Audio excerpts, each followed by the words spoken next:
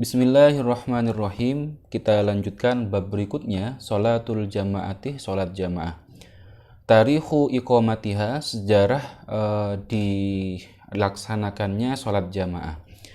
Aqaman Nabi sallallahu alaihi wasallam al-jama'ata ba'dal hijratis syarifah. Jadi Rasulullah mulai melakukan sholat jamaah itu pasca beliau hijrah ya. Falaqad makatha sallallahu alaihi wasallam muddata maqamihi fi Makkah thalatha asyrata sanatan yusalli bi ghairi jamaah. Rasulullah diam tinggal di Mekah selama 13 tahun itu beliau sholat tidak berjamaah. Kenapa? Li'anna as-sahabata kanu makhurin. Karena para sahabat waktu itu masih tertekan, masih diancam oleh orang-orang Quraisy sehingga mereka tidak bebas melakukan sholat jamaah. Yusalluna fi buyutuhim, mereka akhirnya sholat di rumah-rumah mereka. Falamma hajaron Nabi sallallahu alaihi wasallam ilal Madinati aqamal jama'ata wa wadhaba 'alaiha. Nah, baru setelah Rasulullah hijrah ke Madinah, beliau akhirnya kemudian mendirikan atau menegakkan sholat al-jamaah, sholat berjamaah, kemudian dan merutinkan sholat jamaah itu. Fadlu sholatil jamaati, fadilah atau keutamaan sholat jamaah. Wad dalilu alaihi qaul Rasulillah sallallahu alaihi wasallam. Dalilnya adalah sebuah hadis, sholatul jamaati tafdulu sholatal faddi bi 27 darajatan. Jadi sholat jamaah itu katanya Rasulullah lebih utama, mengungguli daripada sholat sendirian dengan 27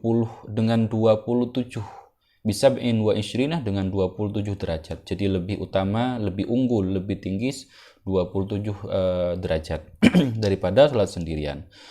Wa qawluhu, dan sabdanya Rasulullah, ma min thalathatin fi qaryatin aw badwin la tuqamu fihim al-jama'ah illa stahwadha alaihim asyaitanu fa.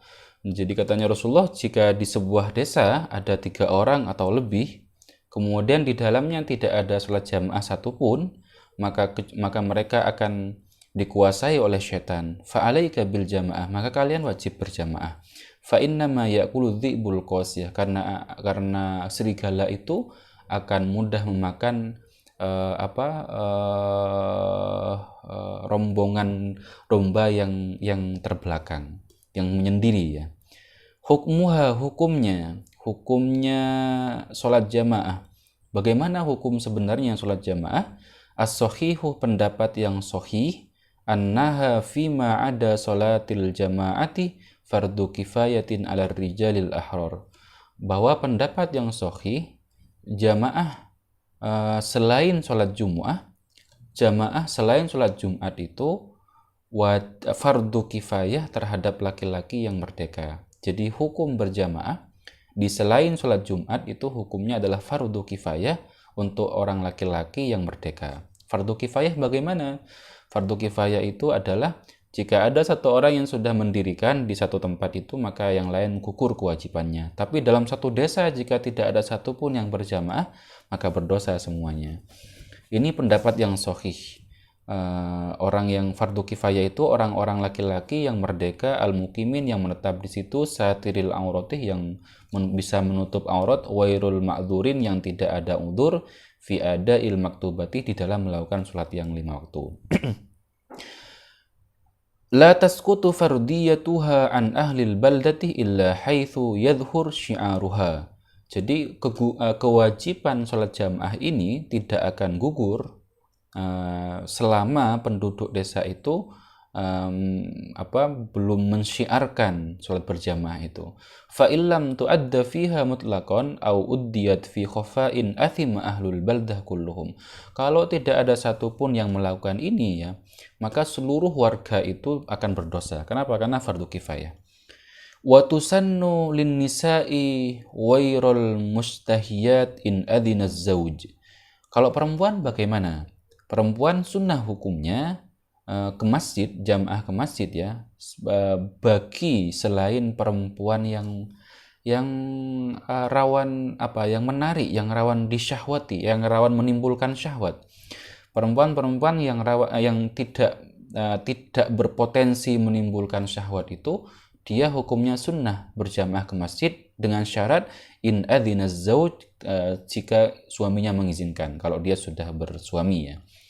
Wa huwa mustahabun lahu in aminal mafsada alaihinna wa ala ghairin. Bahkan hukumnya sunnah jika dia meyakini bahwa dengan dia berjamaah ke masjid, dia merasa aman dari mafsadat, kerusakan dan fitnah terhadap dirinya dan orang lain.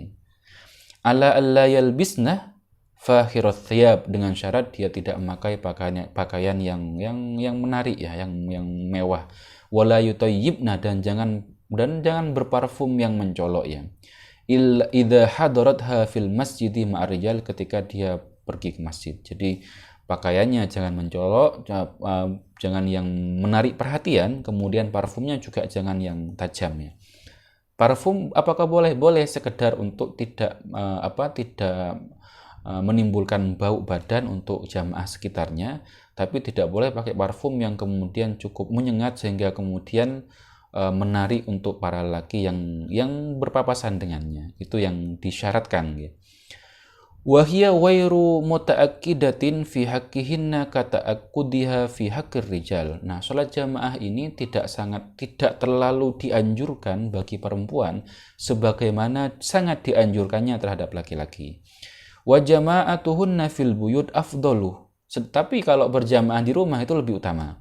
Lima rawa Ibnu Umar radhiyallahu anhuma qala Rasulullah sallallahu alaihi wasallam, Rasulullah bersabda dalilnya, wala tamna'u nisa'akum al-masajidah. Jangan halangi kalau istri perempuanmu itu pengen berangkat ke masjid, jangan dihalangi.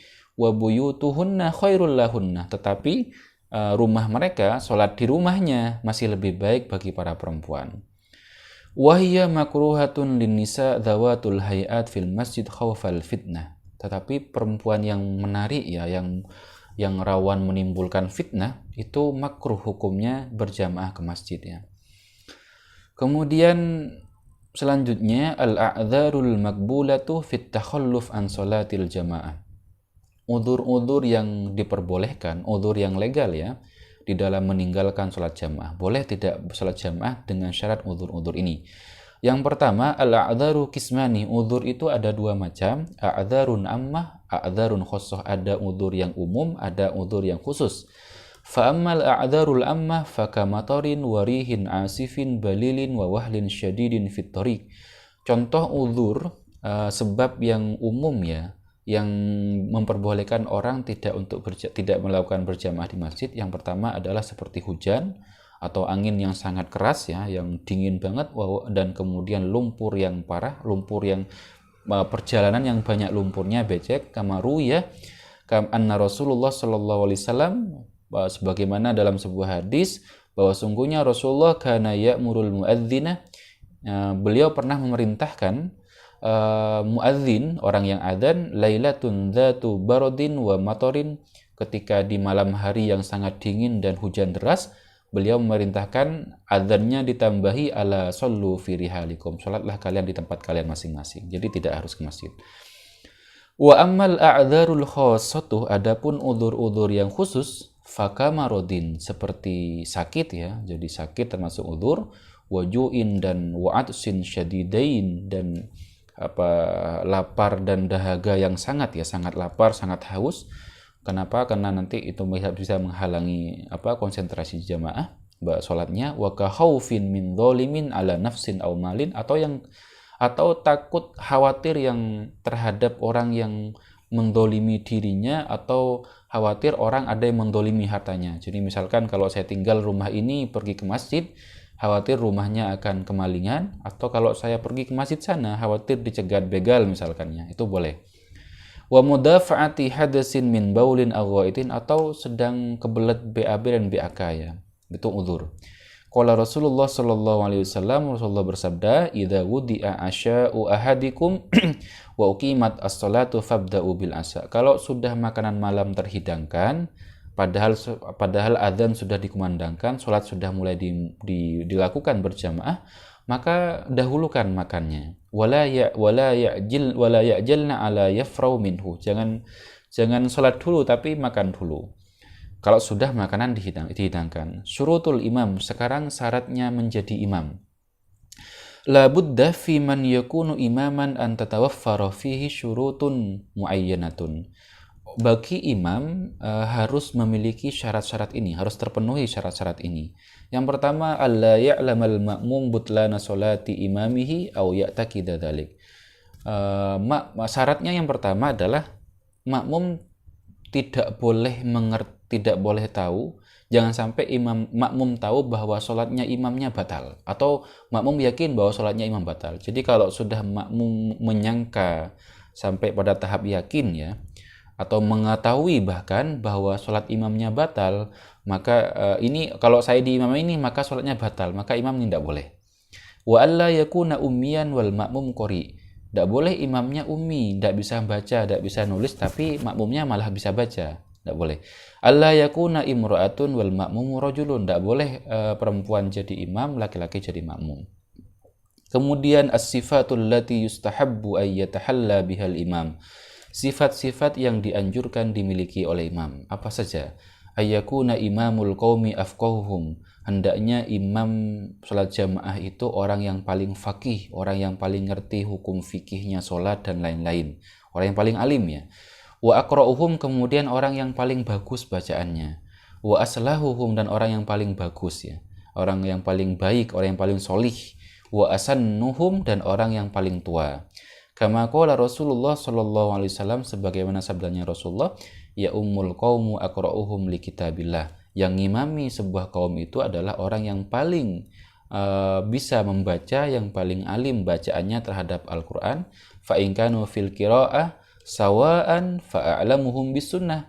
Kalau ternyata ada dua orang sama kualitas bacaannya terhadap Al-Quran, maka dipilih yang bacaannya bagus, kemudian yang paling ngerti terhadap agama, terhadap sunnah Nabi.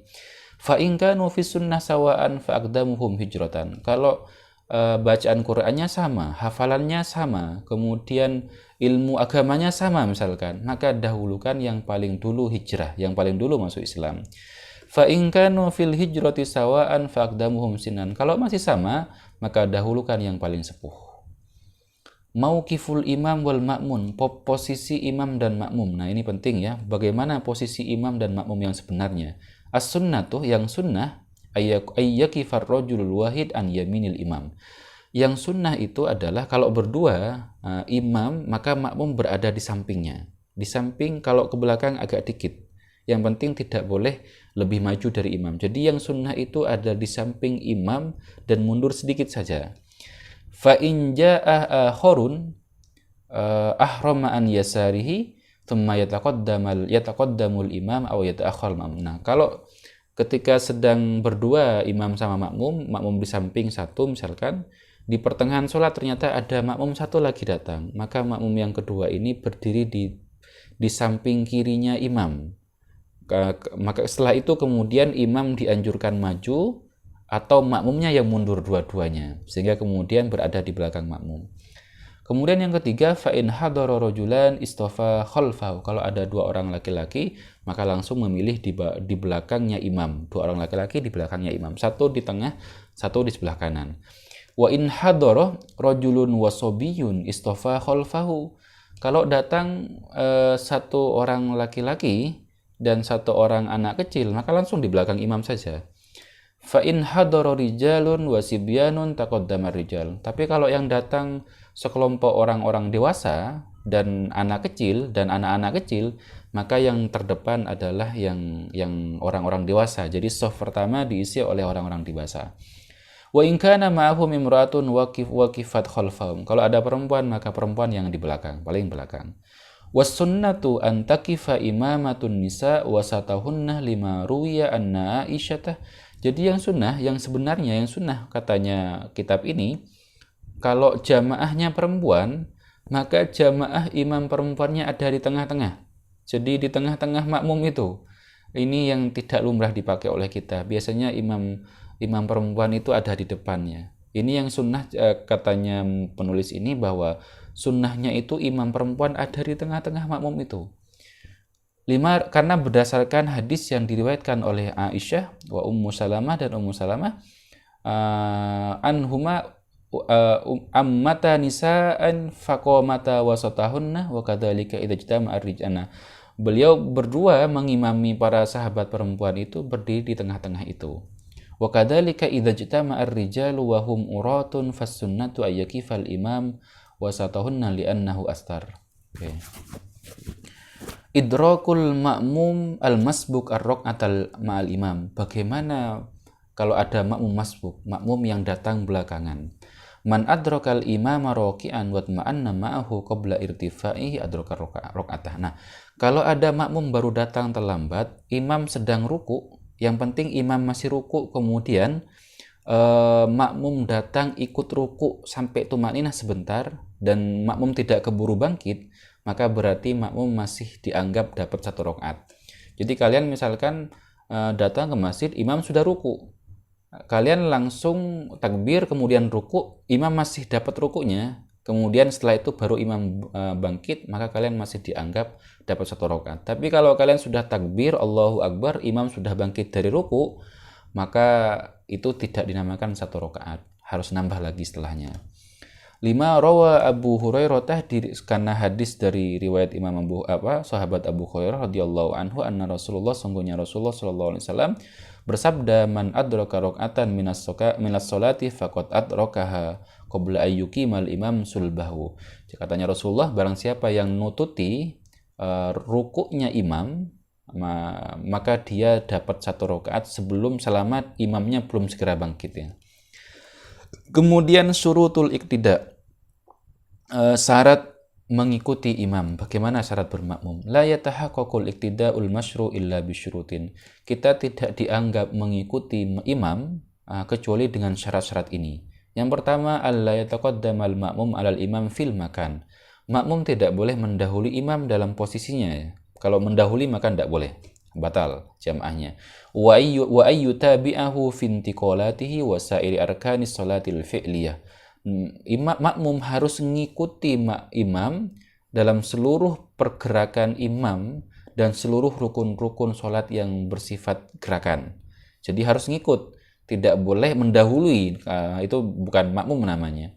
Wa ayya'lama bintiqalatil imam, dan makmum harus ngerti perpindahan imam dari rukun ke sebuah rukun. Kalau sekarang kan ada pengeras suara, jadi bisa mengerti. Wa alla yakuna bainal imam wal ma'mum fasilun makaniyun kabir. Jangan sampai antara imam dan makmum ada pemisah yang cukup panjang, yang cukup luas. Wa ayyan wiyal ma'mumul jama'ata wal tidak, dan makmum harus berniat